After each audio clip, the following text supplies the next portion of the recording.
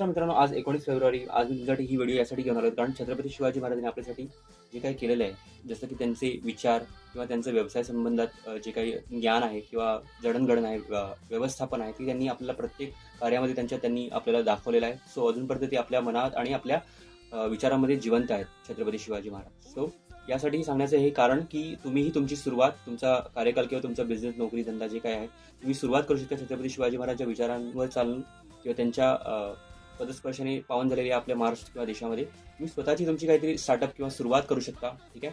जसं की आपला हा जो बिझनेस आहे, मीही काही नेटवर्क मार्केटिंग या बिझनेसमध्ये आहे. सो तुम्ही हे बिझनेस सुरू करू शकता ऑटोमेशन पद्धतीने.